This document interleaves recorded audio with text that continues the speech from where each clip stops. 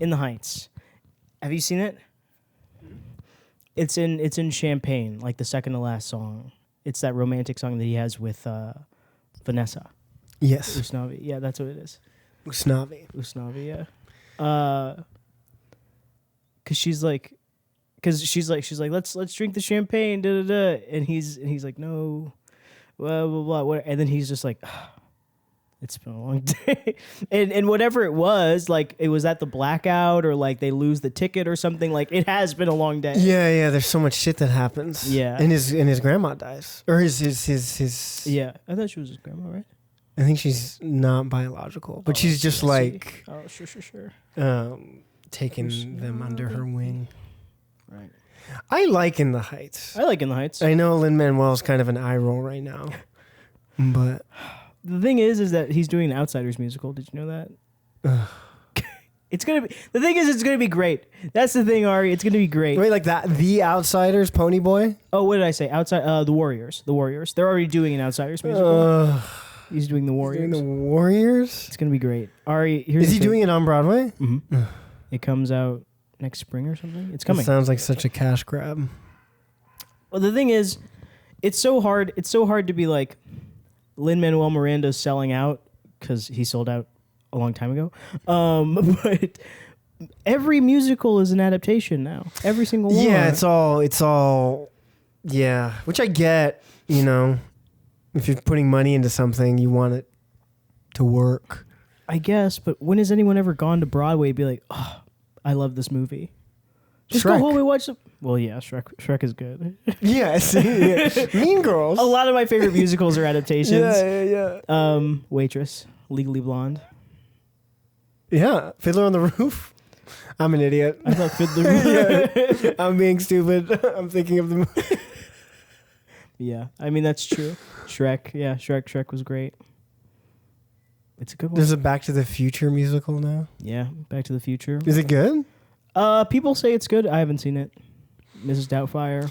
I feel like there's something about the nature of a musical that it's like hard to be bad. If you have a fondness of the material and you are a musical theater person, I feel like it's going to be good. You ever see? So you've never seen a bad musical? Is that what you say? You gotta see a bad musical. Yeah, I don't know if I have. I mean, I'm a sucker for it. Sure. Like I like musicals, so I don't think. Yeah, I just think it's always gonna hit to some degree. That's so interesting. Like, have you ever seen musical improv? A little, like bits and like clips on Instagram or things on. Yeah. A musical improv show, even when it's not that funny, is still thrilling. Sure, that's hard. Like it's crazy that it happens. Yeah.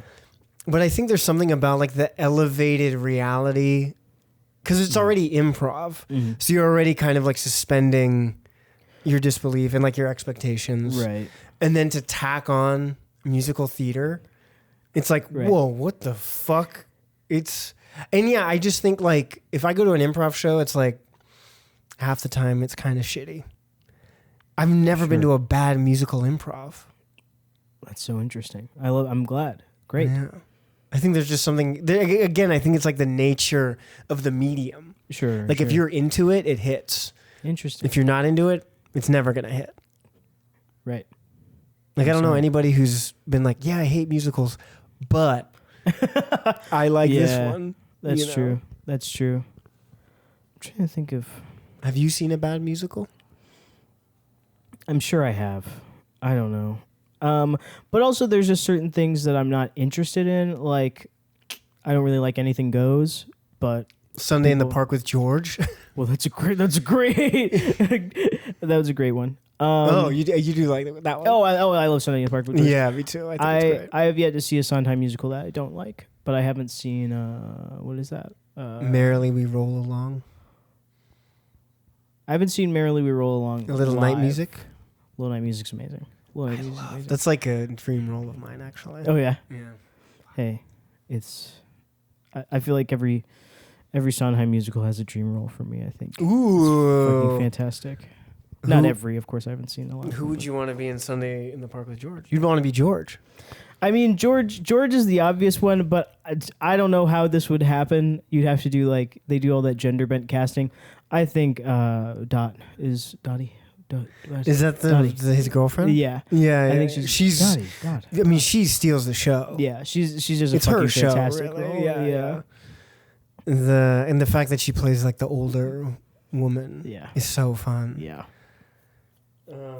Fantastic. Yeah, fuck. Mandy Patinkin, fuck. Great actor. What did you think of Jake Gyllenhaal in Sunday in the Park? Have I seen that? I haven't seen that. What are you talking about? Or just the casting? Yeah. I think that's fine. Yeah. Did you listen to it? No. Oh, yeah. I don't know. He's okay. He's okay? What's her name? I don't She's know. in the most recent Sweeney Todd also. Annalie Ashford? Yeah. Oh, I love her. Yeah, I'm sure she did a phenomenal job. She was I love Dottie, her. yeah. I mean, her voice is incredible. She's in Legally Blonde. Is she the legally blonde person? No, she plays one of the Delta News. Funny. Yeah, there's the main three. She's one of them. Where's the House Bunny musical? That's a great question, Ari. That's a great question. That's just a pile of money waiting to happen. Absolutely.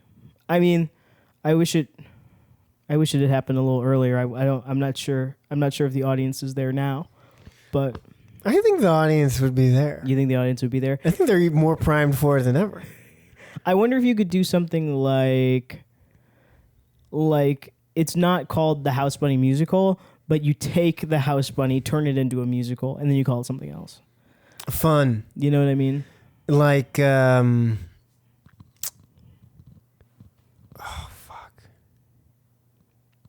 like My Fair Lady, kind of. Right. What it's is that? Pygmalion. Oh, really? Well, there you go. Yeah. Quite exactly like that. Yeah, that's actually perfect. That's a musical. Or was it other thing? I love My Fair Lady. I haven't seen it. I think the age difference in the original is like egregious. It's like so annoying. But in the new one, they like younged down the male lead. Interesting. And aged up the female a little bit, so they're closer in age. And I think that's so fun. Hell yeah! It makes that musical so much better. Anyway, this isn't a musical theater podcast. Could be. Actually, we're going to talk about that. The guy I meet in hell has a musical theater. No.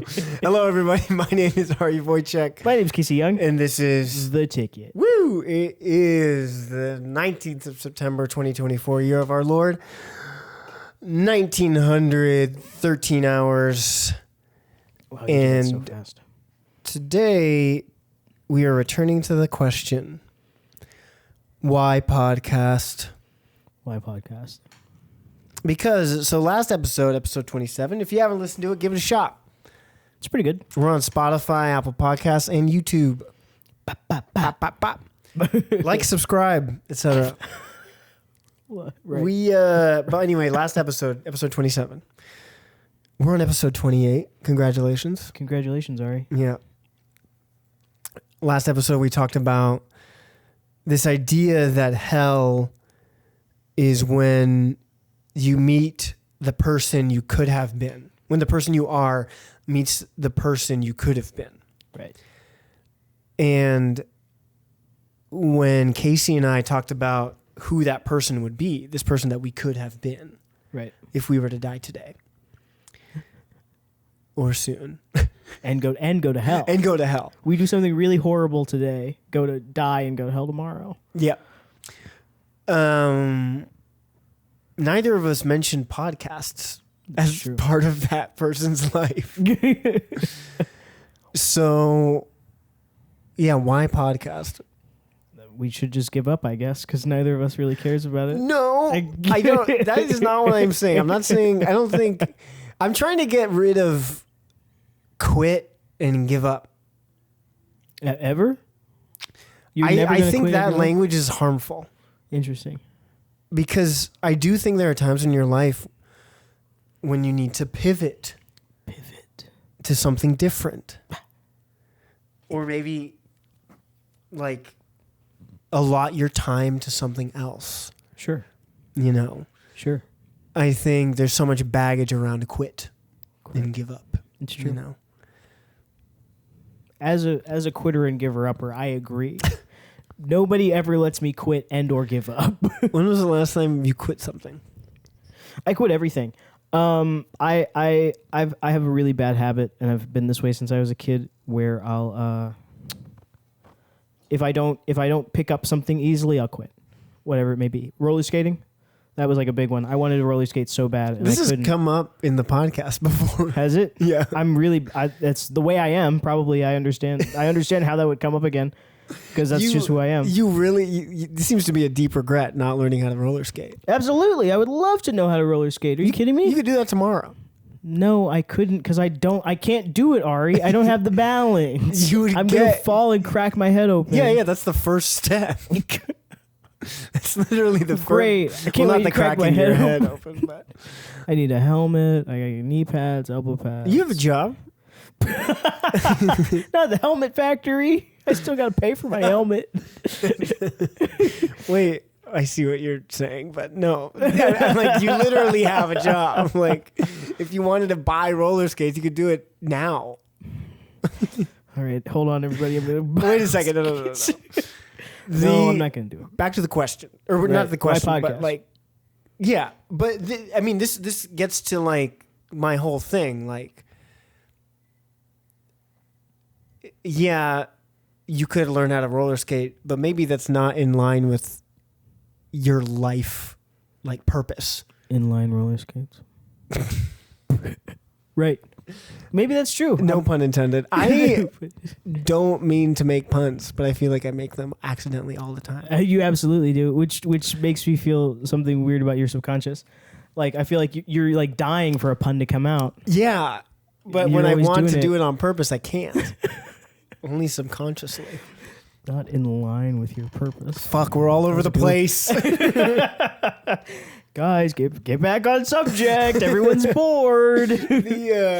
No, I'm not. Nobody. I hope they're not bored. I hope they're not bored. I feel like we're not bored. No offense, audience. I just want to address this topic. Why podcast? Why podcast? So, yeah, but I noticed for both of us, there was this shared. Both of our like fully realized potential selves. Right. Were a filmmaker. Right. Of some kind. So why are we doing this podcast? Yeah, we should be out making films. Yeah. I don't know. I think we're just chatty guys. I think it releases. You know what? I think this is my genuine answer. I think you and I like to talk, and I think you and I like to talk to each other, and that's our release. This is our hangout. We hang out once a week. We talk for an hour. We talk for hours. You think our friendship, like this is the linchpin of our friendship? I don't think it's the linchpin of our friendship. I think if we didn't have a podcast, we'd still be friends. I just think that this fulfills so many of our needs. Yeah. It's like the friendship wouldn't be as... Our friendship would suck.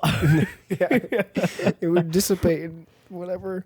No, I just mean like this gives us a reason to talk more. Sure. Than normal. Right. Which is nice. It's great. I mean, that's the thing. It's like, I enjoy doing this. Yeah. And I enjoy editing it, and I enjoy making the silly little shorts. Shorts are great. And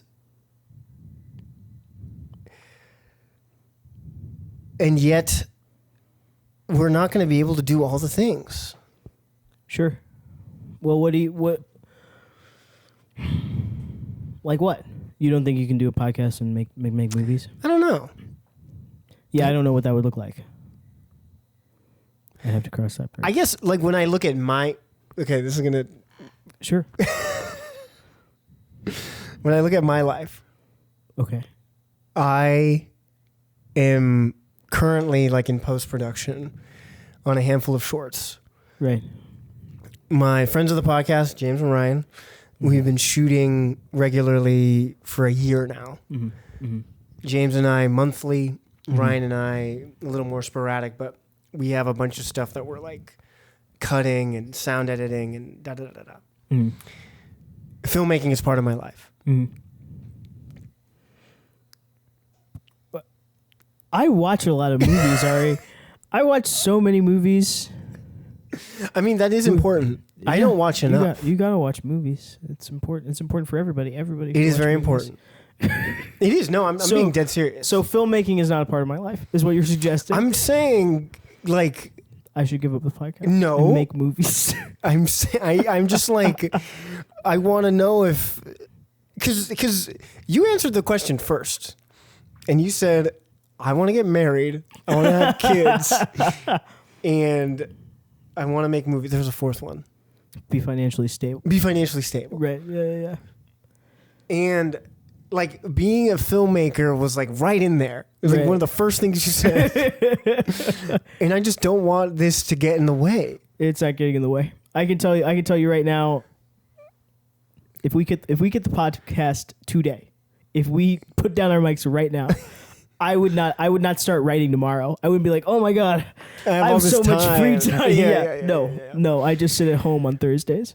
Okay, great. So with that in mind, when I think why podcast, I think this podcast could be a cool opportunity to just keep each other accountable. Oh my goodness. And kind of like just keep this as a log of where we are in our journey. We listen like next year and I'm like, oh God, I didn't even start on that. Yeah. Sure. I mean, sure. And like, I don't know, I've been really struck. There's like, I've been listening to, you know, I listen to interviews from time to time of like filmmakers, actors, blah, blah, blah. And I do feel like a theme that comes up sometimes is like, yeah, I kind of wish I'd like kept a journal, or I wish I had like more things to remember the early days. And yeah, I feel like this podcast could be that. Sure. You know, I mean, definitely could be. Yeah. So, yeah, I think we could, instead of me asking some like deep, horrifying question, Okay. I could always ask, like, where are you filmmaking? Like, what are you working on right now, filmmaking wise? Oh my goodness. Sure. Here's the, I guess, caveat. I've also noticed in listening to the podcast and editing it, I use a lot of big words incorrectly. Oh yeah. You're like, I don't know what this means. Yeah. You're like, wow. I'm like, fuck. I'm like, not. I think I used the word lexicon completely wrong last episode. Lexicon. What's that? Like an all-encompassing kind of. Yeah, it's like like a breadth of it's like the language used. Language used. Interesting. Okay. To like. Yeah, as part of like a subject. Okay. Yeah. Sure.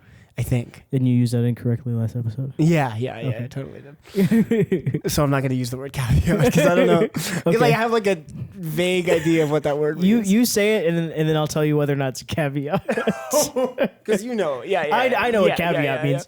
So yeah. So I think we should use this podcast to talk. It's like instead of me asking a question, we like use it as a way to keep each other accountable with filmmaking. Interesting. Like, where are you? Interesting. Right now? What are you doing?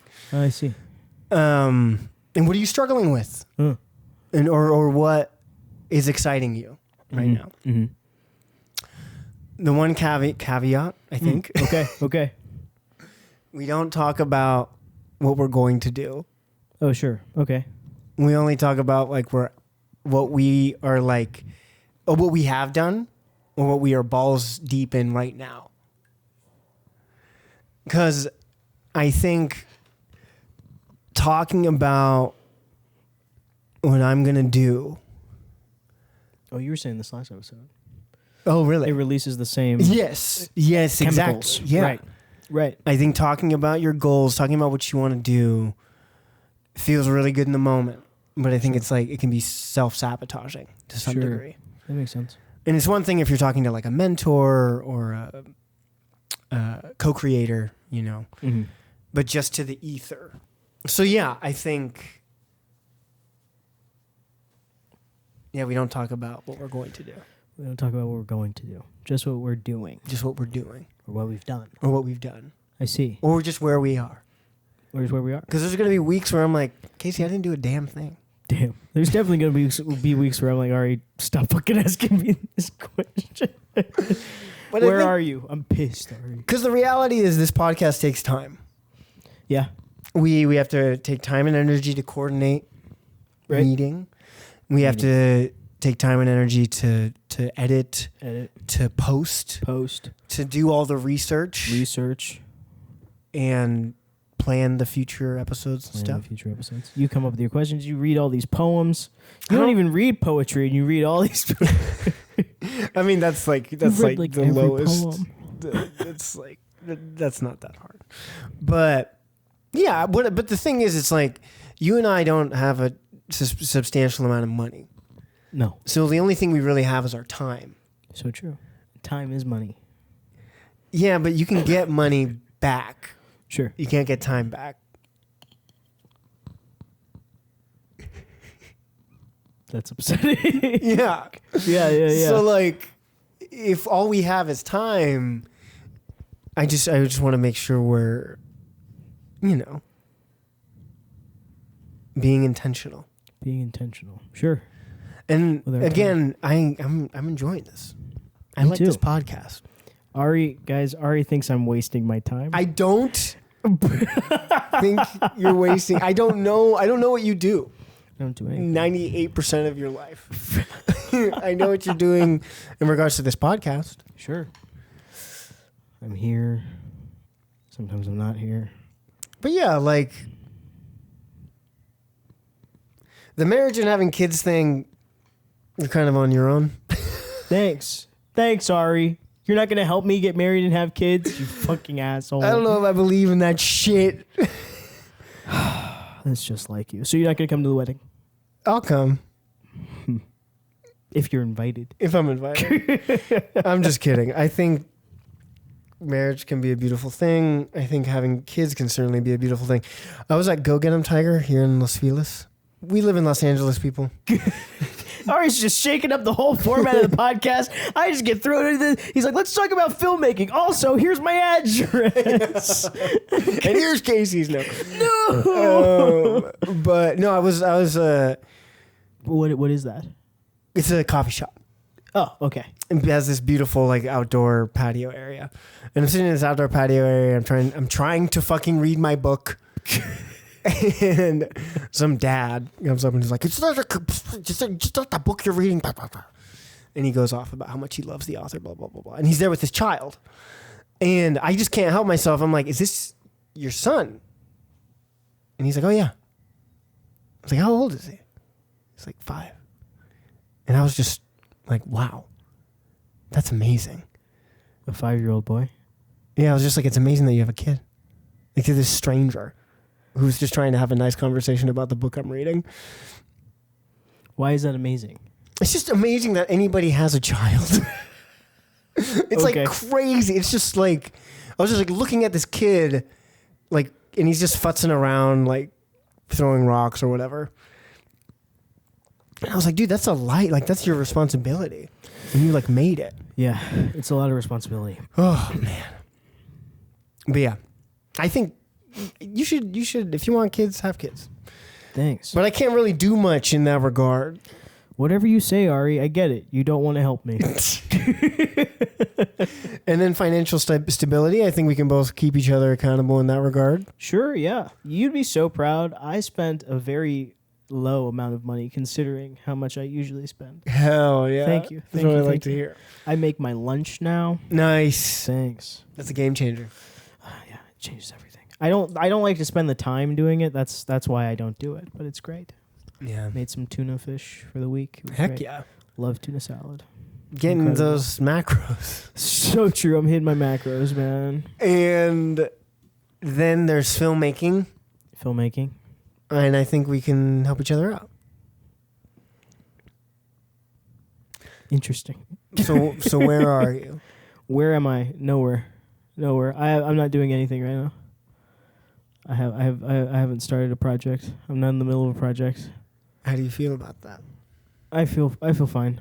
I'm so busy. I just work all the time. See, this is what I'm talking about. What? But you're here right now. Yeah, we're doing the podcast. Yeah. But when I hear that you're not doing anything to achieve this dream. Sure. Like, and that you're busy. I'm like, well, is this podcast what you need right now? You know what I love? What I need is I need like an area, like a chill zone to get into the flow. You need a chill zone. I need a chill zone. I used to take my laptop to work. I'd go to work early.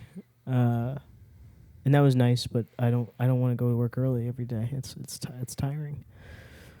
It's a lot. I already have to wake up at like 6:30 to go to work. And now I'd have to get up at like 5:30 in the morning. It's brutal. Yeah, it's rough, man. Sometimes you have to do hard things to get the shit that you want to get done. I hate that. I hate that that's true. What you don't have a chill spot in your room? I have a pretty okay spot. It's all right. I need to change my room. I keep saying I'm gonna change my room around. I got my back to the window. I'm facing the wall. It was nice, but now it's claustrophobic. When I get in there, I'm like, oh, that sucks. All I do in my room is sleep, and I set it up to be a multi-use place. Yeah, it's hard. I mean, I struggled with that. I think I've been working from my apartment lately. That's great. And yeah, it's a game changer. But yeah.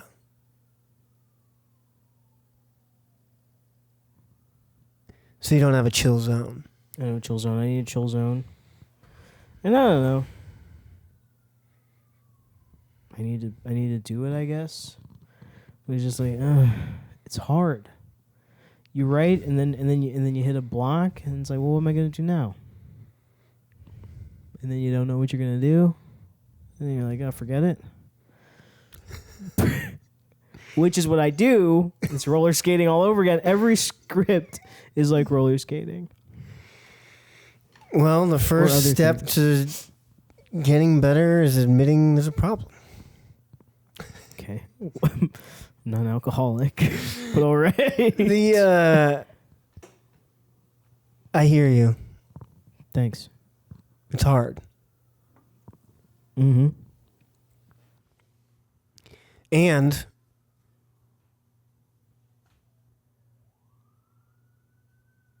if this is annoying or upsetting or triggering, you just tell me to shut up. There was this one time. My dad told me to finish a script. No. No, my dad... boy. We don't have to talk about our fathers. Yeah, we don't have to talk about that. I love my dad, to be clear. I'm very lucky he's a fine human. But whenever he sees my life, he's astonished. Because he's like, how are you doing all this?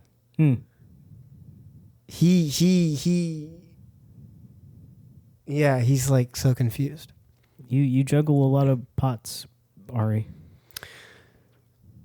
I suppose so. The point is, anyway, so...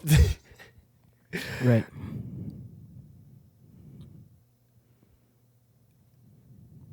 Writing is hard. It is hard. And you hit blocks. It's true. And I think that's kind of a universal experience. That's also true. And the instant I finished my first script, it was a piece of shit. It was really bad. It just got easier. Wow. Look at you. I mean, no. That's not the point. The point is that it's like I promise. Oh, If you just keep going and just let it be bad, let it be bad. it'll get easier. Thanks. Yeah. All right. So the first one of the little rules we came up with was that we're not going to talk about what we're gonna do. Sure. So we're not going to fucking talk about that. Great. I don't have anything I'm gonna do. Okay. But we know where you're at, Right. and we know where you've been. Where are you, Ari? I am committing this month to just post-production. Nice. I am not writing. Nothing. I am No not- writing allowed. I am not acting. Not acting. No acting allowed. If auditions come in from my manager or agent, I will allot time to them. But I am not actively self-submitting, and I am not in any acting classes right now. Wow. Buckling down. I think I committed a lot of time to a play that I was just in, and I was also writing a lot and shooting a lot with the aforementioned James and Ryan. Mm-hmm. And now it's just time to edit and to Sure. sound design and to color. And that's where I'm at. Nice. The last thing I shot with James was a little one-song musical Cool. called Je dois. Oh. And it was really exciting, actually. Mm-hmm. We recorded a demo of the song in my friend's garage. And then we played it over a speaker while shooting at Griffith Park. And they like sang and or lip synced along. And it worked. Cool. Yeah. I'm like really shocked that it worked. In retrospect, I wish we had just put it through Bluetooth headphones because I think the mix is going to be tricky. It would have just been nice to like use the audio from on set. Sure. But instead I like played the music through a Bluetooth speaker and they sang along, which I think could still be usable. That's actually kind of what Walter Murch did in The Godfather.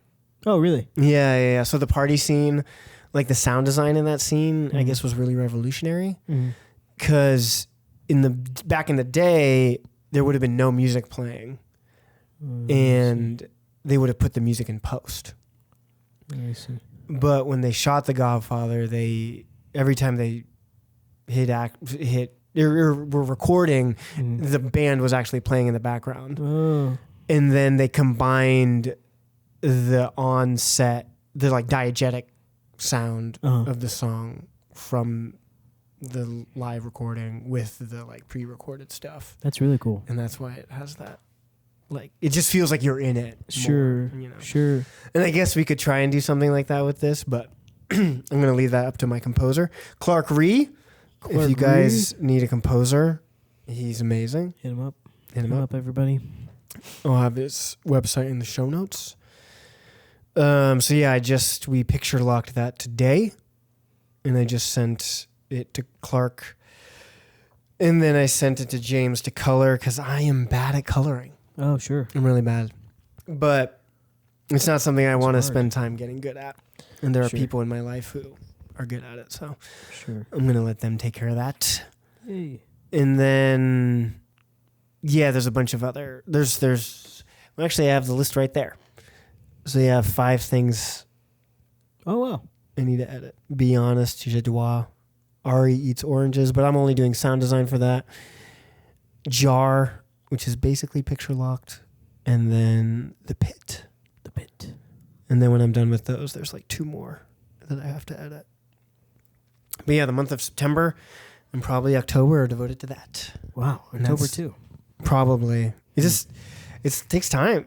Yeah. I mean, it takes time. Yeah. And like, if I'm splitting myself between a bunch of different things, it takes even more time. So, Right. yeah, just editing right now.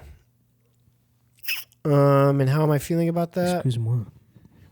On the one hand, it feels really good Mm-hmm.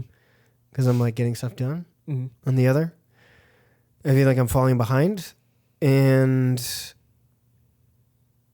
yeah.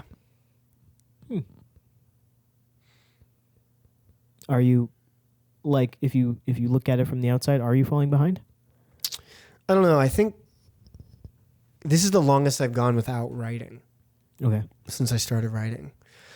So that's a little nerve-wracking. I'm like, when I go back to, because the plan is like,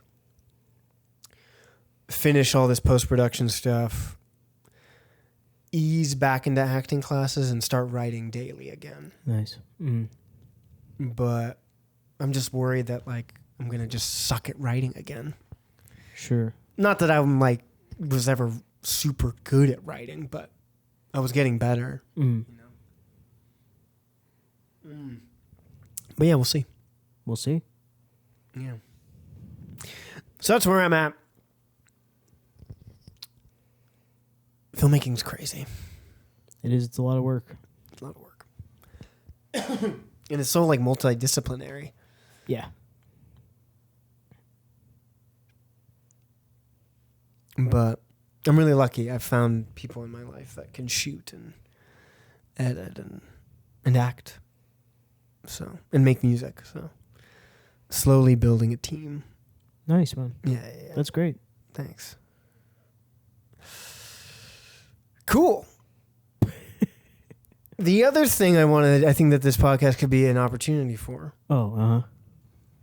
I do think watching movies is very important. I think it's a version of film school. And I think a lot of young filmmakers haven't watched a lot. Mm. You know? Mm. And I want to watch more. Mm-hmm. So I think I need to start watching the Criterion movies that you watch for the show. That I watch for the show? Yeah, so you got to give me a heads up. I gotta give you a heads up. Sure. Yeah. Sure. I think this could be a good opportunity to just educate ourselves about cinema.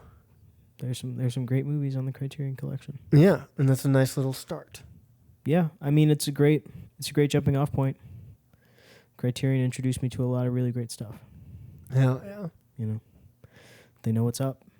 I probably wouldn't know who Ingmar Bergman was without the Criterion Collection. They love Persona. Yeah, they love Bergman. Bergman's really funny. It's the same thing with like Wong Kar-wai, where Who I love. Nice. You hate him, huh? I hate him. I hate him. I don't get it. Fuck. Which is fine. So happy for you guys. Here's my friend. How do you feel about this podcast situation? Do you agree with what I'm saying, or do you want to just stick to the format? I wonder if us coming back every week talking about what we did or did not do would prove for good entertainment. If the goal is to be entertaining. Yeah. That's a good point. It's a really good point. That's my only question. Because I'm not ashamed to be like, I'm not doing anything. if that's what you're talking about. Yeah, I guess we can cross that bridge as we get there. Yeah, sure. When people start going, boo, boo. Or will we just be like, this is not interesting? Yeah, I mean, we could always hit a point where we're just like, yeah. Because, ultimately, like, I want to keep doing this, like, on our terms. We can also branch out. And by branch out, I mean, like, we say, oh, well, like, something probably between what we're doing and, like, Criterion Casey, where it's just like, oh, I saw this really great video about how they set up that shot in whatever. Or what, you know what I mean? Love that. Yeah, totally. Excuse me. Like, we could just lean into being film nerds. Yeah, because I find that so fast. Like, the more I've been writing for my Substack, I find Casey has a Substack. I have a Substack. Everybody, Ari's the only person that reads it. That's not true. No, you know what's really great is that my stats. Substack gives you a really great breakdown of stats, and by really great I mean it's good. It's really good. It tells you all the essential information, as well as it's like, here are the people that are subscribed that read what you're writing. And people read, and it's so nice. Yeah. You know, I'm never looking for anybody to read. I post at 10 a.m. on Fridays. I'm never looking for anybody to read on Friday, but by the time I get to the next post, I always have a pretty consistent number. Cool. And that's great. What's it called? In Defense of Taste. Hell yeah. Actually, the I was supposed to post last week, but that was Beyond Fest. Beyond Fest dropped all their tickets, and I was like, I'm not doing this. I'm focusing on Beyond Fest. That's good. Priorities. So true. You gotta get your movie tickets. I got some great stuff, by the way. Hell yeah. We can talk about that later. Yeah, my friend asked me, because I'm really into Fiona Apple right now. I can't stop listening to her. Because you love Magnolia. Exactly. That's exactly why I'm listening to Fiona Apple. No, it's actually really... Have I told this story before? I don't think so. Do you care if I go on a tangent? No. So Fetch the Bolt Cutters, her last album, came out in 2020. And I listened to it and I was like, oh my God, why do people keep talking about this album? This fucking sucks. And I was like, okay, maybe I did. And maybe I didn't give her a fair shake. So I listened to her entire discography in order, all the way, listened to Fetch the Bolt Cutters twice. And I was like, what the fuck is this? Idler's Wheel. I was like, what the fuck is this? I did not get her at all. I understood Criminal and Paper Bag, literally her most popular songs. And I was like, all right, I guess she's not for me. For whatever reason. Just a few months ago, 2024, I was sitting in the car, just like whatever, listening to whatever I was listening to. And I was like, what's that Fiona Apple song that's like, ladies, ladies, ladies? So I'm like, oh, let me listen to this song. And then I listened to it. I was like, oh, this is pretty good. And then I remembered she has another song on there. Have you listened to Fetch the Bolt Cutters? No. She's got another song. It's very experimental. It's probably her most experimental album yet. Oh, cool. And like some of it's not even... I'm not going to say it's not music. It's really well made. But a lot of it is like... It feels almost like poetry. It's just like spoken word. But she has a song on there called Shamika, and it's about this girl that she knew in elementary school. And the line is, Shamika said I had potential. And the song is about how she's never really felt like anyone understood her. She's always felt like she was out of place. No one ever really had good things to say about her. And she said, but Shamika, when I was 10 years old, Shamika said I had potential. And it's like the most beautiful song ever. So I listened to that and I'm crying. I'm like, okay, well, let me give her another shot. And I swear to you, I haven't been listening to anything else like the past 5 months. Wow. Just all of Fiona Apple's songs. I love her. Fascinating. She's great. Yeah, I think she changed my life. Wow. She's fucking fantastic. But my friend was talking, we were talking very in passing, we were playing Mario Kart, and he was like, so where should I start with Fiona Apple? And I was like, where should you start? That's exactly what my Substack post is about. Oh, I'm so excited to read. Yeah, I did a guide to Fiona Apple that's partially like memoir, where I think that just in the 4 years since Fetch the Bolt Cutters, the things that I've experienced made it to where Fetch the Bolt Cutters hit me so much. Whoa. And then I go back and I think it's the love that I found for her in Fetch the Bolt Cutters is what makes the rest of her discography really fulfilling. Like it's like kind of listening to her grow up over the past 30 years, 25 years. Where like there are songs I listened to, her first album, she wrote a lot of it when she was like a teenager, and I'll be like, I should kill this guy that she's singing about. Like I can't believe that they would do this to me. But it's all like it's kind of cinematic. Like she got started when she was a teenager? Yes. Tidal came out when she was 19, and she had written so many of those songs from like 13, 14. Whoa. That's incredible. It's really great. It's a really great album. Is she an LA native? Manhattan, New York. She's a New Yorker. A New Yorker. That's what makes her so fucking cool. Oh my God, it was just her birthday. Happy birthday, Fiona Apple.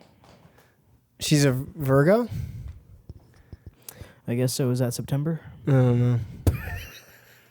I don't know. Yeah, no, she's just really fucking cool. Yeah, I could go on and on, but that was very interesting, and now I can't stop listening to her. I love shit like that. The first time around, you're like, this sucks. Yeah. And then you like just rediscover it. That's like me and Laura. Oh, right. The Otto Preminger film. It's Yeah. like, who the hell is Laura? I was like, fuck this movie. Right. Movie sucks. And now I love it. Hell yeah. That's me and Carol. Yeah. Enough of Right. Carol. Carol, I hated it the first time. I saw Yeah. it. I don't know. It just hit me somewhere. Gosh, what else? Oh, I kind of had that experience with Tame Impala. Oh, yeah? Yeah. I was just Cool. kind of like, I kind of get it. Mm-hmm. And then I just kept coming back to Currents for some reason. Nice. And then now I'm just such a fan. Hell yeah. I mean, But I guess that kind of happened with everybody. Everybody loves Tame Impala. I don't really know a lot of their stuff. I know yes, I know them better. Oh yeah. That one? I mean, that album is like devastating. Really? Yeah. And then there's another one that's really big. But and then Rihanna covered one of their songs. I didn't know it was a cover. I like that song too. New person, same old mistake. Yeah. Yeah. That song goes so hard. Fuck, dude, that album is really good. Yeah. Hell yeah. And Anti is really good too. I love Anti. I'm gonna say what everybody's been saying. She should come back to music. I don't really get what's going on. She sold Fenty. I get it. You have a husband. You have a daughter. I mean, she has like a whole nation to worry about. Barbados. What's happening in Barbados? She just single-handedly like changed the GDP. Like they like she made the economy better. So now she has to worry about it for the rest of her life? Well, no, but I just get the sense that she's like a big deal there. Like she's Sure. trying to like help. Well, that's I don't know. That's just what I've Sure. I heard from a taxi driver from Barbados. Oh, I see. So I don't know if that's true. But he like immigrated to America from Barbados and was like, yeah, she like made it a better place. People, this is gonna be people from places with a small number of celebrities. They fucking ride. They're like, oh, this person, hell yeah. Yeah. Cool, I guess. I mean, it's putting your country on the world stage, I guess. I mean, that's like we think of Taika Waititi as this, pretty successful director, blah, blah, blah, blah, blah. In New Zealand, he's like a rock star. Wow. Because he like blew up so much. Sure. Mm-hmm. Or like fucking, even like Usain Bolt. Yeah. Like the stuff he's been able to do for Jamaica is like incredible. Fastest man in the world. That too. Right. Just like that's crazy. Yeah. To have somebody like that. Like, I mean, yeah, I ride for Sha'Carri Richardson. If she's the fastest woman in the world, hell yeah, I'm fucking riding. She's from also. Where's she from? She's from America. She's American. Mm-hmm. I fucking ride for Sha'Carri Richardson. But yeah, the money you can bring in. Yeah. To like your communities is so cool. Celebrity can be a beautiful thing. It sure can. When big people are responsibility. fucking crazy. Yeah, it's big responsibility. I don't think I could handle it, nor do I want it. Yeah, I guess Sean Baker's celebrity is like low key. Yeah, I think when it starts to impede on having like a good life, that's when you're like, ugh. Like the whole thing. Princess Diana couldn't like go to the grocery store or something. Obviously, for so many other reasons besides being famous, but like she would get dressed to go, and like servants and staff would be like, no, are you crazy? That sucks. I can't go to the grocery store or whatever you want to do. Wait, was that just like a social? It wasn't because of her celebrity. It was because of like royal custom. I mean, that's a good observation. I guess I imagine that when she went out, she probably would also be swarmed by paparazzi and people and I things. don't know. Does that exist anymore? Yeah, absolutely. People get swarmed? Yeah. Oh my God. You know where people they wait at the airport. They wait at the airport for people to come back from flights and stuff. K-pop people have it really bad. But yeah, that's the whole thing going on with Chapel Rowan right now. Have you heard about this? Oh yeah, doesn't she hate her fans? No. Everybody says that she hates her fans, but what she's been really vocal about, she's like, I need my privacy. And she's like, when I'm out, maybe don't come up to me. She's like, when I'm out, she's especially like, don't call me by my real name. She's like, that's really personal. But that's more what she's like, please stop taking pictures of me. Stop stopping me wherever I go, blah, blah, blah, blah, blah, that kind of thing. Good for her. Yeah, absolutely. So yeah, I mean, yeah, it still happens. Man. Yeah, I don't know. It's so funny. My perspective, I'm just like, how is that still a thing? I still get starstruck, but the desire to talk to someone has really diminished. It depends on who it that's is, for my sure. like. I'll get starstruck, but it's like I'm not gonna go up to them. Yeah, absolutely. I can't even think of somebody that I would go up to. Like way smaller people, somebody that would probably be okay with the conversation. I was in line for Brockhampton, and I saw Zach Woods, and I talked to Zach Woods for a couple of minutes, and that was fun. He was just a nice guy. He was like, "What's this line for?" I was like, "Brockhampton." He was like, "Oh, well, that's crazy." Yeah, that was cool. That is cool.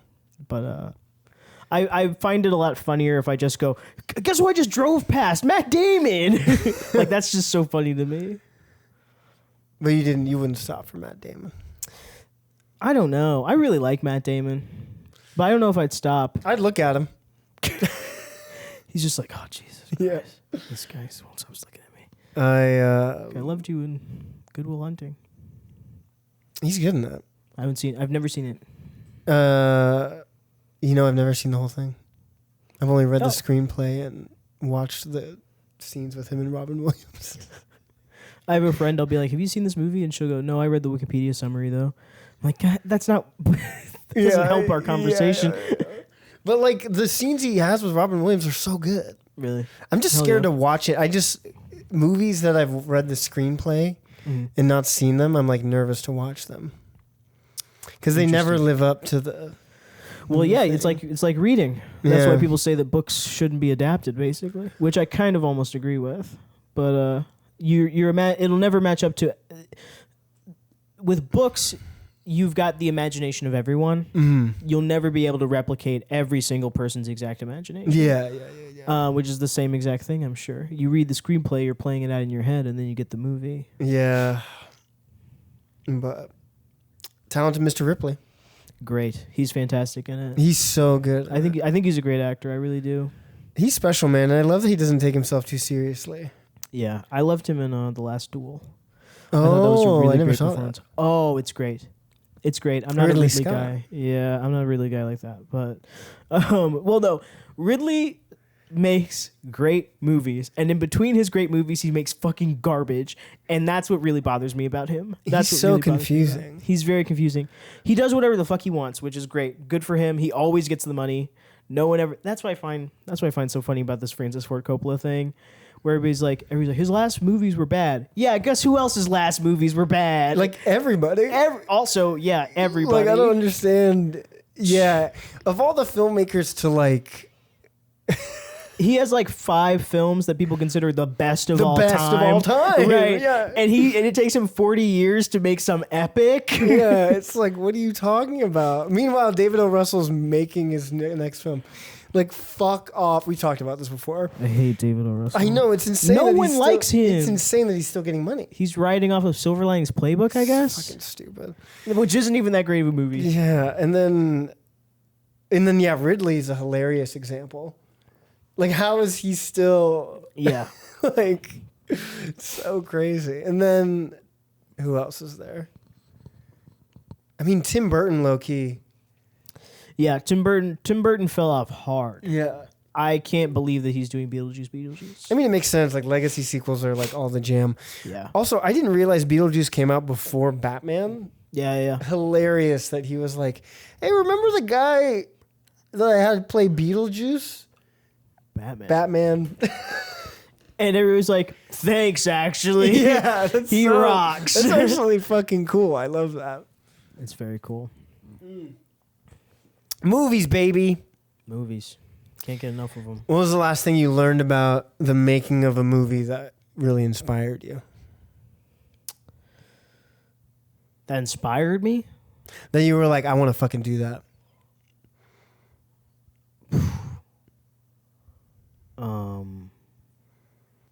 I don't know if I would say this was inspiring, but it affected me. Yeah. Right. So The Substance just came out. Are you familiar with this? I know of it. I have not seen it. Sure. So Coralie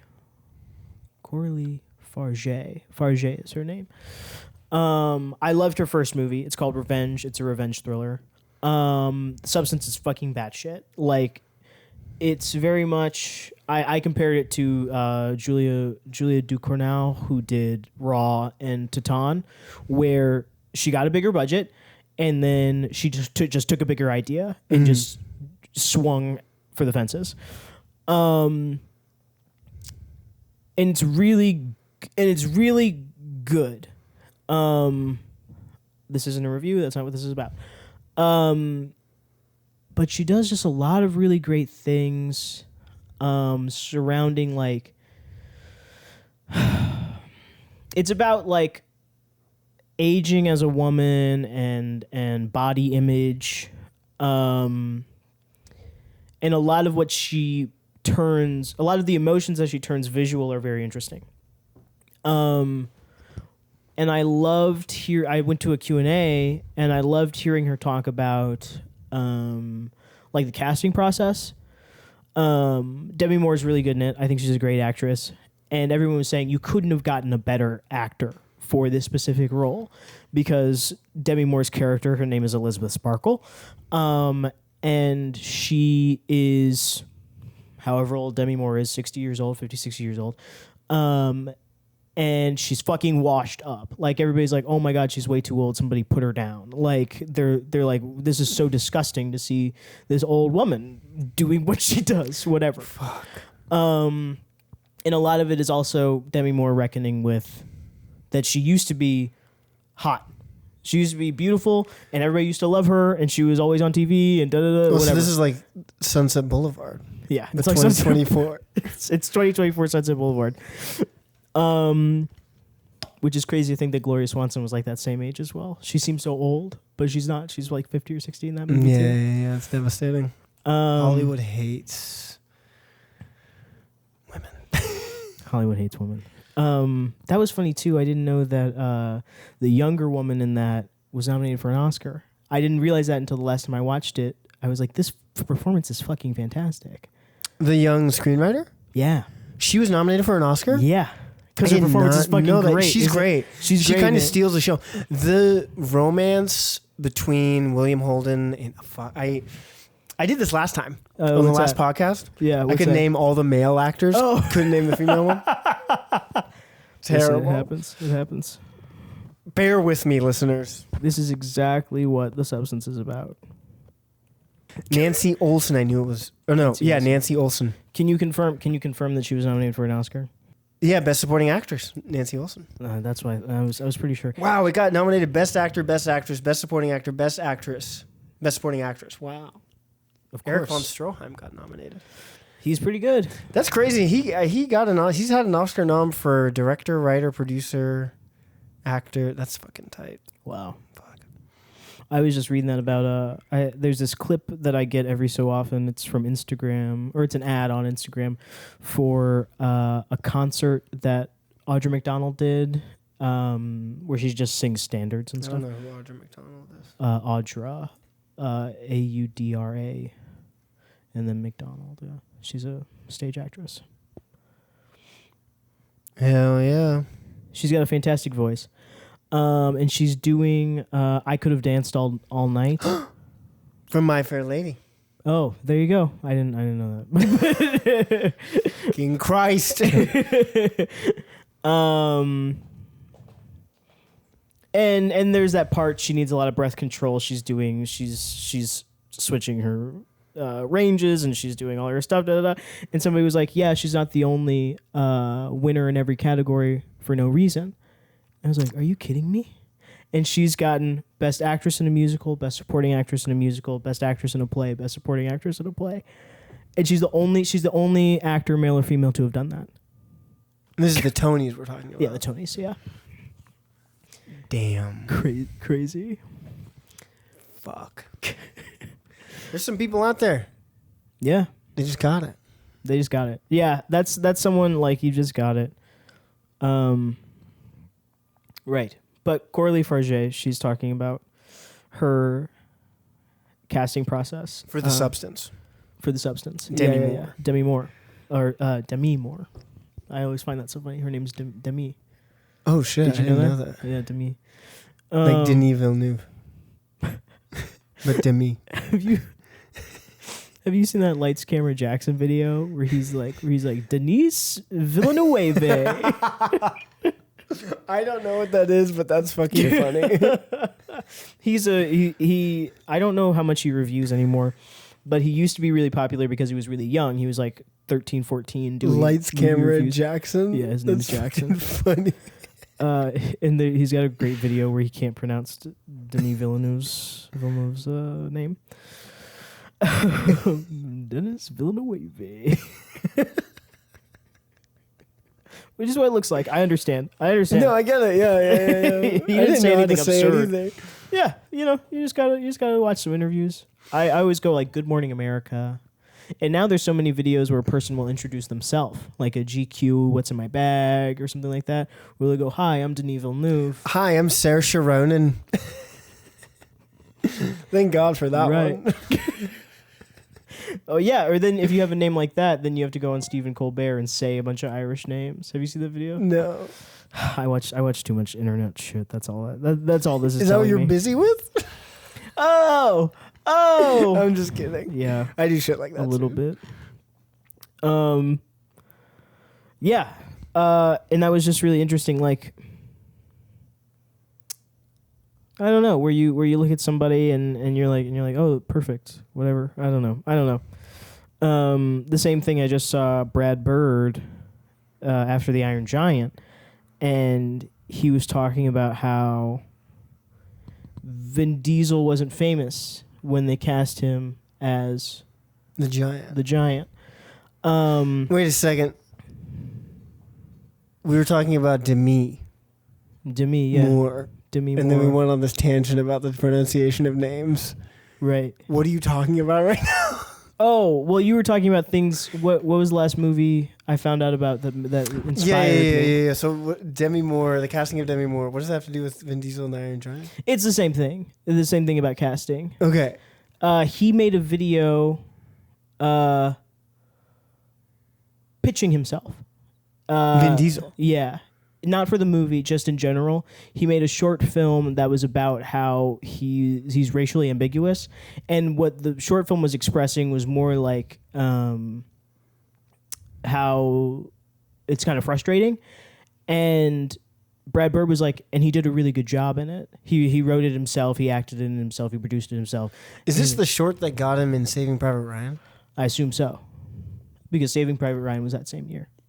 Yeah, I heard like Spielberg saw it. And he was like, this guy. Spielberg has a really good eye. He's discovered a lot of fucking people. Adrian, what the fuck is his name? Han Solo. Alden Ehrenreich. Alden Ehrenreich, not Adrian Alden. If, to be quite honest with you, if it's even Ehrenreich. I think it's Ehrenreich, but I've never actually heard anyone say it. Fuck, we were just talking about Denis Villeneuve. Whatever he says.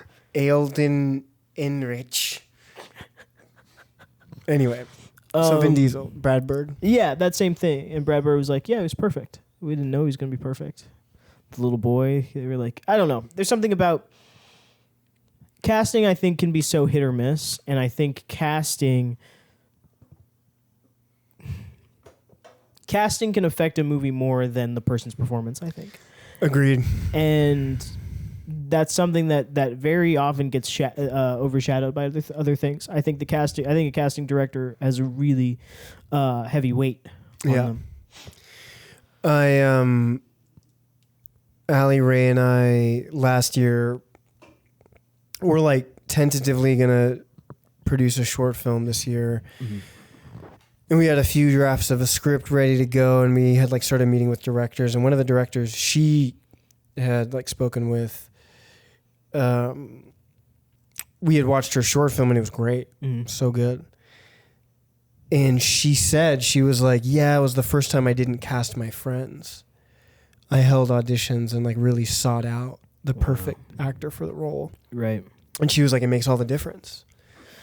Yeah. And as an actor, I found that actually really encouraging, because ultimately I think you're only going to get cast in something you're perfect for.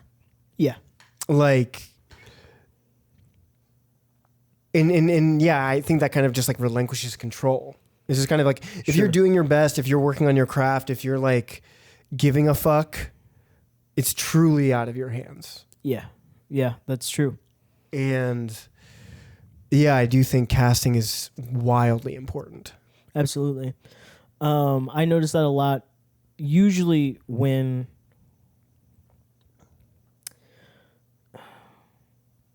I just watched something the other day, I forget what it was, where I was like, "Oh, His Three Daughters," that new Netflix film. Yeah. And I was like, I never would have put. What's wrong? Keep going. Oh, I never would have put Carrie Coon, Elizabeth Olsen, and Natasha Lyonne in a movie together, but I think they're perfect. I think the three of them are like so fun. You know, it's the best casting ever.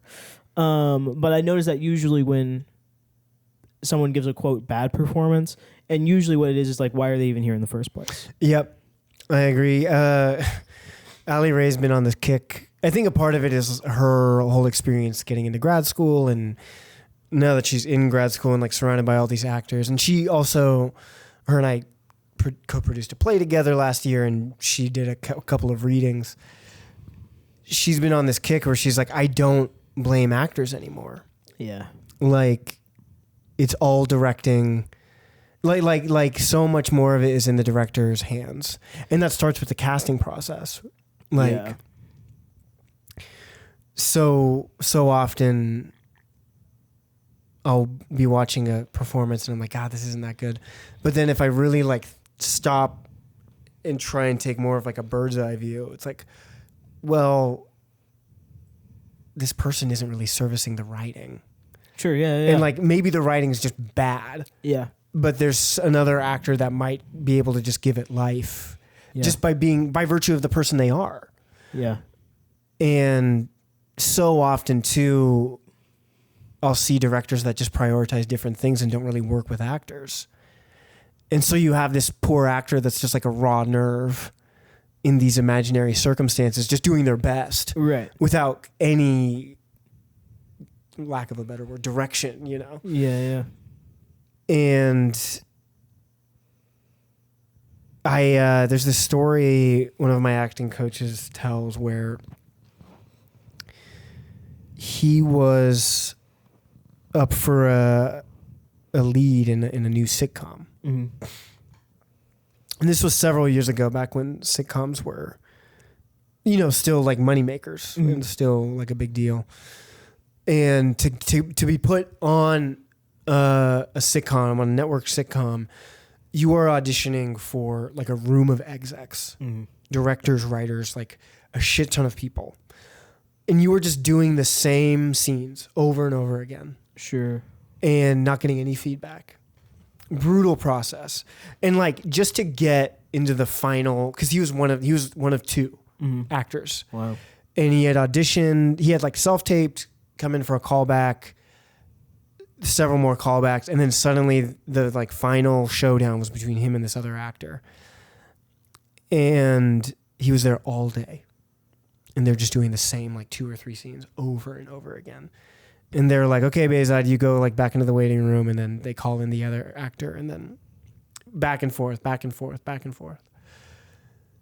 And at the end of the day, the casting director comes into the room, goes up to my acting coach and is like, hey, you did a really good job. Thanks for your time. Other guy, we have some papers for you to sign. And just like gave the other guy a hug and like escorted him into this office that has glass doors. And so, and my acting coach was just like staring there, like defeated, just like, what the fuck? And he was so like distraught by it. He reached out to his manager and was like, hey, can you just ask them why? Like, I just need to know. And the casting director was like, absolutely, I'd love to talk to him. And he said, hey, you were great. You did a really good job.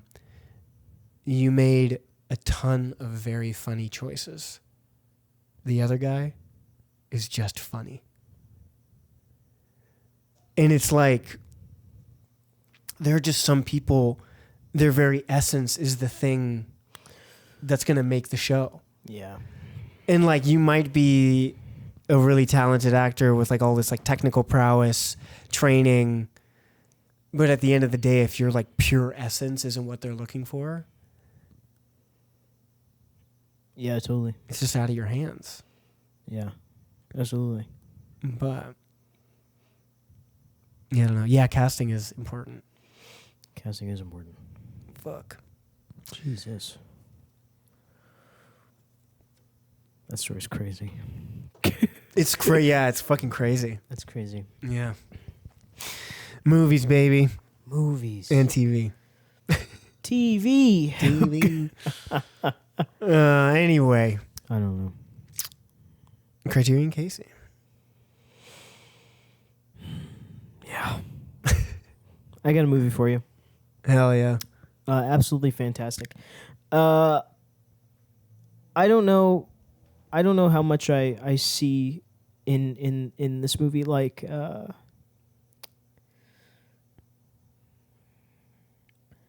people analyze it and find a lot more than I do when I watch it. I just kind of take it at face value and I'm like, this movie's great. Carnival of Souls. You seen it? No. Great movie. Great movie. I feel like I've heard of this title. It's pretty popular. It's not incredibly popular, but directed by Herc Harvey. Whoa, what a name. I know. 1962, spine number 63. So they knew early on Early this boy. was right. Excuse me, the seltzer water's getting to me. Yeah, I just bought it the last Criterion sale. I was like, it's time to buy You it. went to Barnes & Noble. I sure did. 50% off. That's where they do it. They do it twice a year at Barnes & Noble, and they do it twice a year on the website. Oh, cool. Yeah, it's great. I'm trying to save up. If you spend enough on Criterion.com, they give you gift coupons, and I'm trying to get enough coupons to not buy the Ingmar Bergman box set. Oh, wow. I'm doing pretty good. I think I need they give it to you $10. I think I need $30 more to then on a half off sale, I don't have to buy it at all. A friend of the podcast, Ryan, has that box set. It's beautiful. It's beautiful. It's beautiful. It's like so nice to look at. Yeah, it's great. Yeah. I love him. I love Ingmar Bergman. Carnival of Souls is really good. It starts off, this car full of guys pulls up next to this car full of girls, and the guy in the passenger seat is like, "Hey, you want to drag?" And she's like, "Yeah, sure." And they race, and they kind of box in the car full of girls, and they drive off a bridge into this river, and only one of them survives. And then the movie follows the woman who survives, and Jesus. she's an organ player at a church, but she's not religious. The whole movie, she's like, I just see it like another job, and everybody's like, oh my god. And it's just her trying to kind of pick up her life, the people she interacts with. All the while, she keeps seeing this weird ghost guy, and he's just always staring at her and being weird and freaky.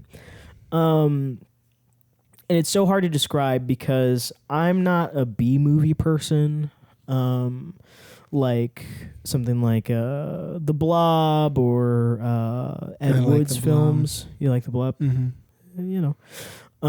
Different strokes. I've always had a really hard time with low budget stuff. Depending. But Carnival of Souls just really gets me. It's got this really crazy score powered by an organ. I think the lead performance is great. Her name is Candice Hilligoss. What a great name. Candice Hilligoss. Candice Hilligoss. Same thing. I Love the Naked Kiss. Her name is Constance Towers. That's the most badass name a person can have. Candice Hilligoss. She's great. I want to say this is one of her only movies. Which is so crazy. Those like you make them for $10,000 and then they become these hits and the people never act again. I was like, what the fuck? Dude, it's devastating. Yeah, this is a thing. I mean, like, so often I'll be watching movies or TV and I'll watch this like small role, a role that like if one of my good friends got it, I would be like, holy shit. Like, fuck yeah, man. It's just a matter of time, you know? Yeah. And then I like look at these people's like IMDb's or whatever and it's like nothing. Yeah. And it's like, what? It's crazy. One I think about a lot, it's on YouTube because I don't think it has any kind of copyright or anything like that. It's called Dementia. It's like 1959 or something. It's directed by this guy. Have you seen it? Oh, it's directed by this guy. His name is John Parker. He was a dentist, and his like George Miller. I didn't know George Miller was a dentist. Mm-hmm. Miller the Driller. Yuck. I love the dentist. We were just talking about that at work today. I was like, I love the dentist. I love when the dental hygienist cleans my teeth. That's nice. It's nice. I'm sorry. No, you no, don't no. like the dentist. I can take it or leave it. Wait, John Parker? Sorry. The director. Yeah, his name is John Parker. He only made one movie, Dementia. Damn. But what happened was he came into work and his receptionist was like, I just had the worst dream last night. And she describes it to him and he's like, wow, that makes a really scary movie. And then they made it into a movie, and it's fucking fantastic. Whoa. It's a really great movie. That's cool. Yeah. I mean, allegedly, that's what George Miller, he like witnessed a car crash and was like, I just want to make that into a movie. Wow. And he did Mad Max. Yeah. I'd be so pissed if I was in a car accident and then this guy was like, I'm going to make that in a movie. It's like, God damn. Can I have some money, please? And He it becomes wasn't like the in a car biggest accident. I think he franchise. just like watched, he saw it happen. But yeah, Carnival of Souls is the same way. You know, it's got a cast of, quote, nobodies, and it's probably got like 5 roles. And it's just all about the tension that's built. You know, she just walks around and she's tormented, and I don't know. People talk about, because what she does is she leaves her town and goes to another one to work at her new job at this church. And people talk about like the listlessness of moving and going to a place where you don't know anybody, and memory or trauma, as they say. All alone in the moonlight. Ba, ba, ba, ba, ba, ba. I was beautiful then. I don't like that song that much. I love Cats. Love Cats. Never seen it. It's great. I recommend a stage production than the Tom Hooper movie. But I think seeing it live allows you to extend that disbelief. I think a lot of people think it's really silly, but it's not. It's not to me. I find it very heartbreaking. Oh, cool. Thanks. Is that fucking Andrew Lloyd Webber? It sure is. What a guy. Like 5th or 6th longest running musical. Jesus. Yeah, ran for a long time. Phantom's the longest. I think Phantom is still the longest, yeah. Or it's still the longest, but it only recently closed, yeah. Yeah. People love that shit. Yeah, I mean he's a good writer. Yeah, but it's really spooky. It's one of those movies I really highly value, a movie that's scary but not like traumatic. That's also not for children. Cool. Like I think Yeah. I think if you just have like a really good PG movie, whatever, not PG, but like a movie that only adults will find scary, but it's not blood and guts and stuff. Because I think that's really hard to do. I agree. Yeah. But it's great. It's hard. I don't know how much to say. It's great. It's great. It's just Carnival really scary. of Souls. Carnival of Souls, yeah. And this was in Herc. What was the director's name? Herc Harvey. What else has he done? Let's find out. What's his deal? Herc Harvey, what's your deal? Come on. Herc. I like in Hercules when they call him Herc. Hercules. He's made 32 films. Whoa. Looks like these are a lot of short films. Oh no, Carnival of Souls is his sole feature film. Holy shit. It was produced and directed by Harvey for $33,000. Damn. What year again? 62. 62. Wow. Yeah. Yeah. Candace Hilgos was trained by Lee Strasberg. Wow. One of the big boys. Oh, yeah. Which is making me feel like then she had to have acted again. Not Right? necessarily. Not necessarily. Right. Yeah, she's got 4 movies on here. Damn. But The Curse of the Living Corpse with Roy Scheider. That's a horror movie. Fuck, I love Roy Scheider. I think it's great. He... Rest in peace. Yeah, honestly. Yeah, these are all horror movies. That's cool. And she's still alive. Oh, wow. Should have her on the pod. We should have her on the... No, that would be fucking cool. That would be fucking cool. I'll look into it. Hell yeah. You should. I meant to send Ava Marie Saint a letter on her 100th birthday. She just turned 100 on July 4th. But she still has like a public address, a P.O. box for her letters and stuff. She's North by Northwest? Yeah. Right. Yeah. On the waterfront. Yeah, that's right. She just did a podcast with Marissa Tomei, like an audible kind of thing. Like it was a story based. Oh, podcast. I saw that. Yeah. Oh, right, yeah? right. Yeah. I never seen it. I just heard about it. That's so cool. She's still doing stuff. Yeah, Good for her. I think that shit's so cool. Yeah, I mean, it's great. It's really well acted. I mean, yeah, her performance is amazing. Candace Hilgos and Carnival of Souls, of course. Yeah, it's one of those ones like it's very proto Rosemary's Baby or something like that. Oh, like, interesting. Just like Mania and Yeah, I feel like 60s horror, that's so interesting. yeah, Like, what else was happening at that time? the Cold War, When did Night of the Living Dead come out? 60s. The 60s also. Okay. I think it was. I think so it might it's have been right in there. 1960. The 50s and 60s feel like such a like soft time. Sure, I was just.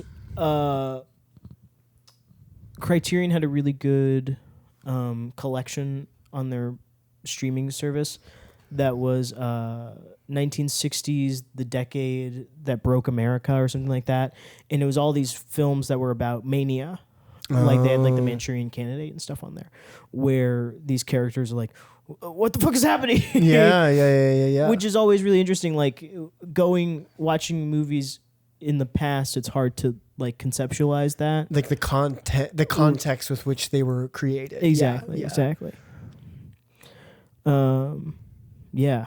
So that's also interesting. Fuck yeah, man. Carnival of Souls. Carnival of Souls. It's just scary. And other people have deeper readings on it, but I think it's really scary. What would you rather I watch Carnival of Souls or what's the next Criterion movie going to be? Well, now that I know that you're going to watch them, I need to plan them in advance because really what I do... we could tell the listeners and then they can participate. Oh, yeah. They can call our hotline. Okay. So I'll take you guys through my process. We can all listen to This my is great. process. Yeah. What do you mean? What do you mean? I want to know your process. You want to know my process? Okay, so there's a list on Letterboxd. It's the complete Criterion collection. But it's a specific list. I can link it in the show notes because only one does he update every time they drop a new set of movies to be added, right? What a hero. I know. His name is Josh. Thanks, Josh. Thanks, Josh. Josh, his @ is jbutts15. Jbutts like multiple booties. Butts. Butts 15. 15. So I go to his list, the complete Criterion collection. He's just updated it because now we're having No Country for Old Men. I don't know if you know this. Oh, fun. Oh yeah. So then what I do is I filter out everything that I've seen Nice. because I always want to watch something new.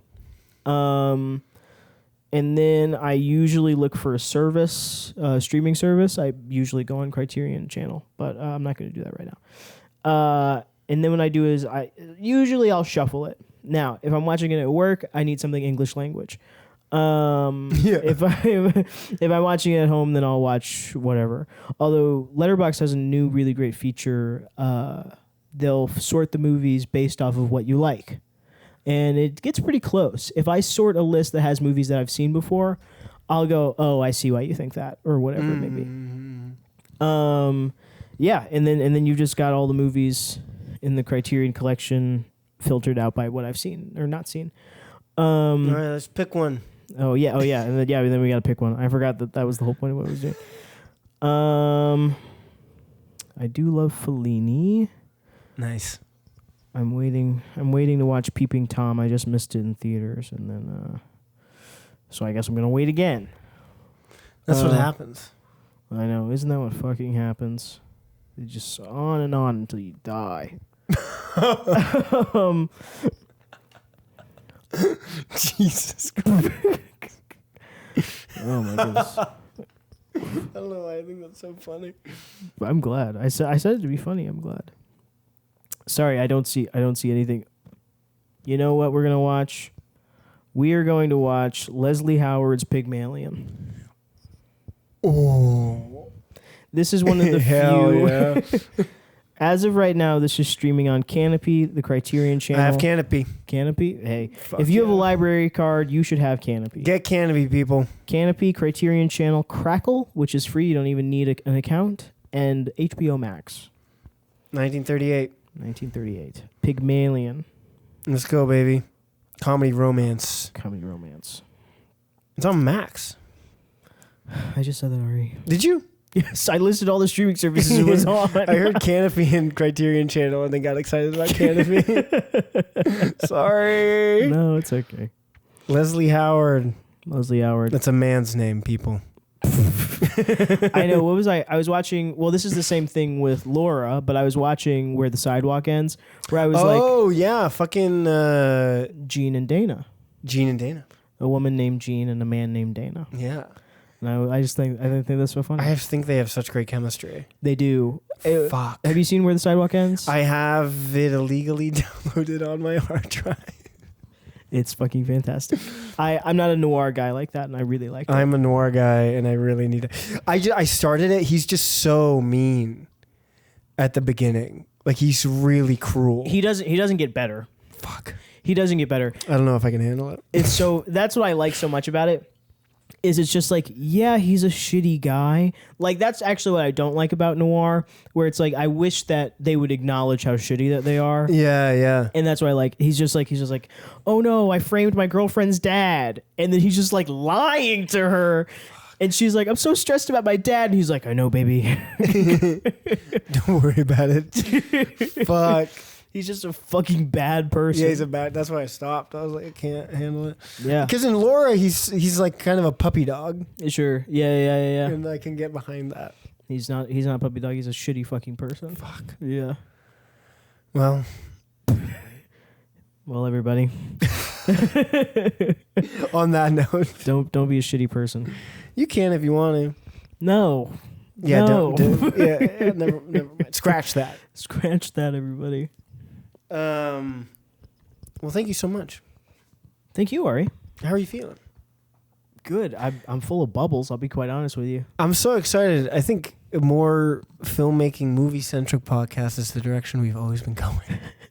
I know every episode we go, this isn't a movie podcast. This isn't just going to be a movie podcast. And then all we do is talk about movies. Yeah, I think, I'm excited.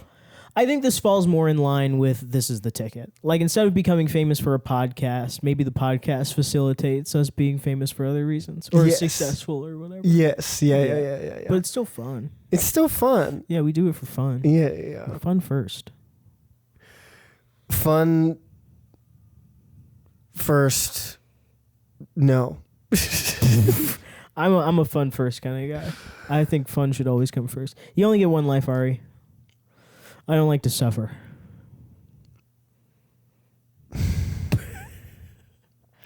Ari's too work oriented. Ari doesn't agree. I think there's just certain things that just you gotta sacrifice. And I think it's like, are you like? Because I think what we mean by fun is like, well, at least what I'm understanding is like fulfillment. Yeah.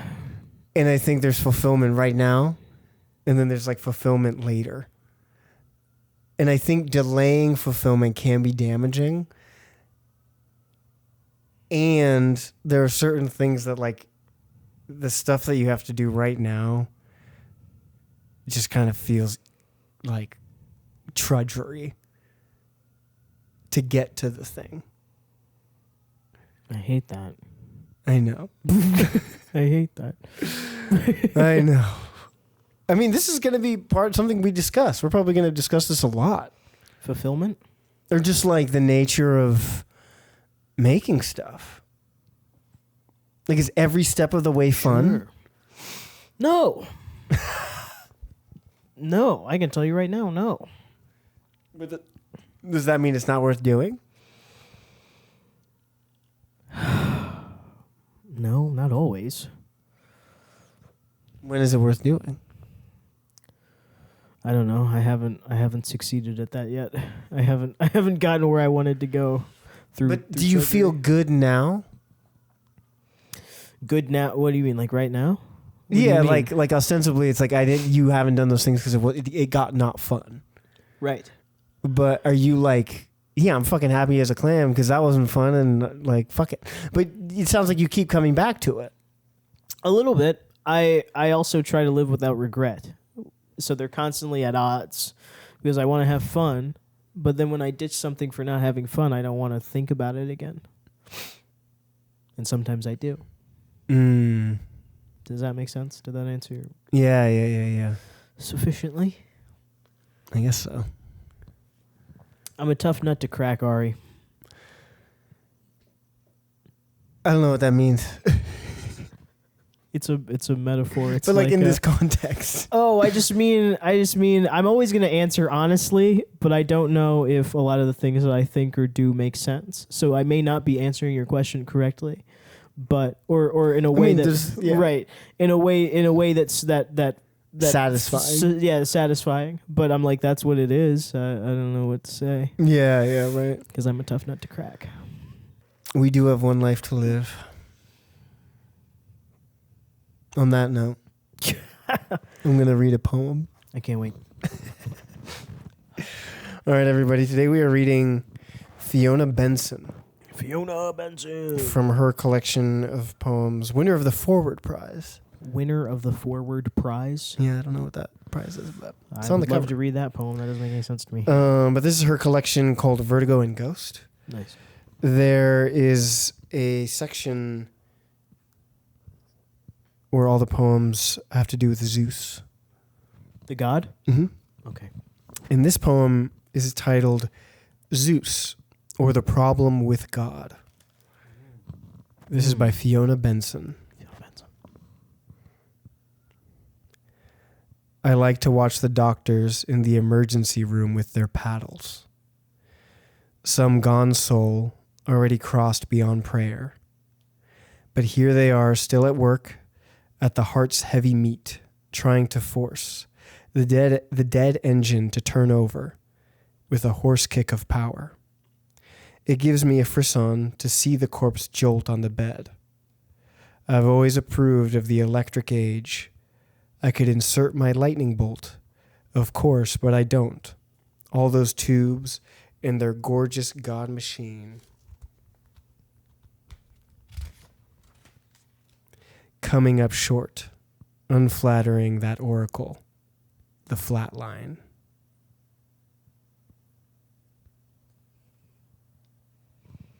That's heavy. Yeah, damn. Makes Zeus sound like an asshole. Should the poem be from the perspective of Zeus? Yeah, I think he's just like a witness. That's fucked up.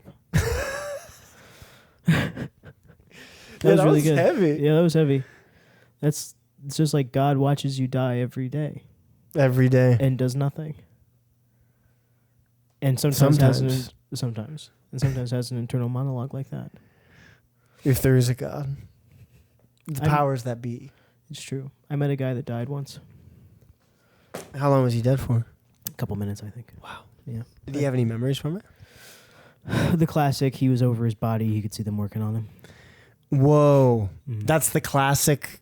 I feel like I hear that a lot. Not like in person, just like when I hear about near-death experiences or things like that. They always go, I went to the top of the room and I could see them. I could see myself on the operating table or whatever it was. Whoa. Yeah, so that's where he was. He was in a hospital. That's like ketamine. Is that like ketamine? I've never done drugs, Ari.